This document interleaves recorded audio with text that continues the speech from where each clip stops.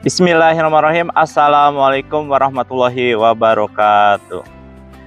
Marhaban ya Ramadan. Alhamdulillah, sekarang kita sudah berada di posisi minggu pertama bulan suci Ramadan, tepatnya hari ke-7.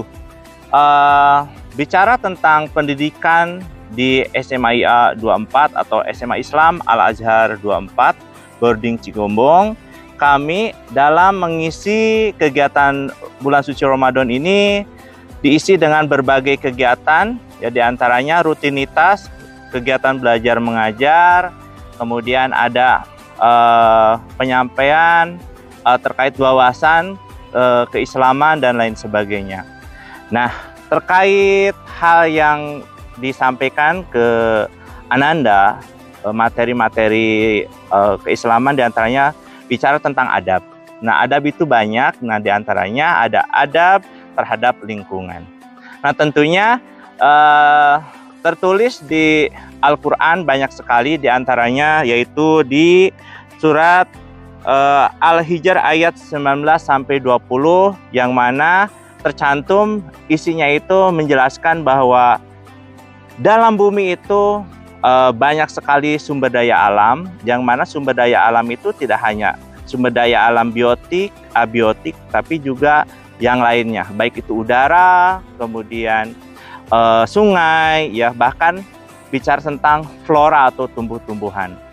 Nah, tentunya bicara tentang sumber daya alam itu kita harus adab kedepankan dalam memanfaatkannya. Karena selama ini kita bisa lihat di kiri, kanan, atau depan, belakang rumah kita atau tempat tinggal kita itu ada hal yang tidak harmoni, ya, antara interaksi antara manusia dengan lingkungannya.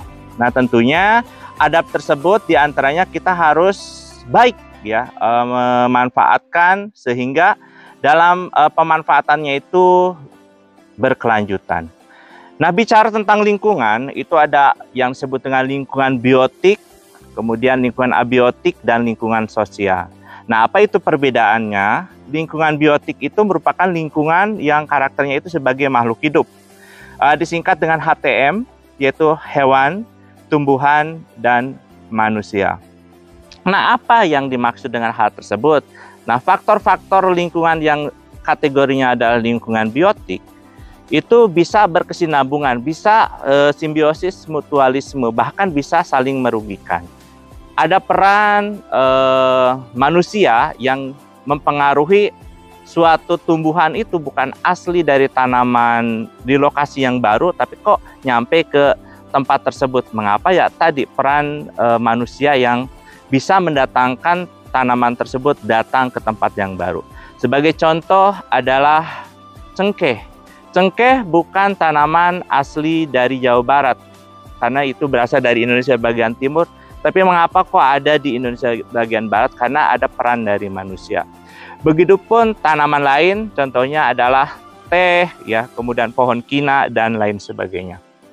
Nah, dalam pemanfaatan lingkungan sendiri, lingkungan itu ada yang berkualitas dan ada yang tidak berkualitas. Tentunya kita bahas yang tidak berkualitas. Mengapa lingkungan itu tidak berkualitas? Nah, cenderung faktor manusia itu berperan negatif terhadap pembentukan lingkungan yang tidak potensial tersebut. Di antaranya pencemaran, kemudian kerusakan alam, karena ya dipengaruhi oleh kegiatan manusia itu dalam penebangan lahan, penebangan hutan itu tidak dibarengi dengan pembangunan berkelanjutan.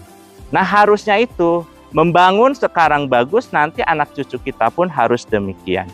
Nah, kembali ketika aplikasinya itu tidak harmoni, sehingga adab terhadap lingkungan itu tidak baik.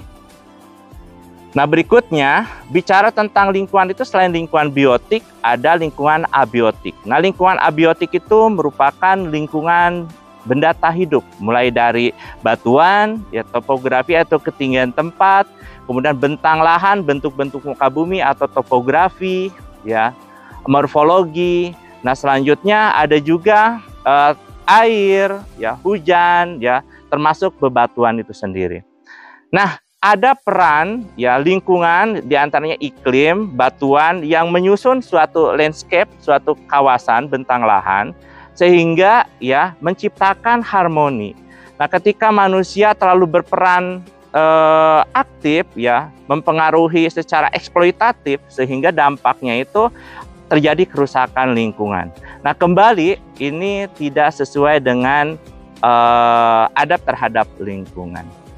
Nah, kalau kita bandingkan antara lingkungan biotik dan abiotik, ada juga lingkungan sosial.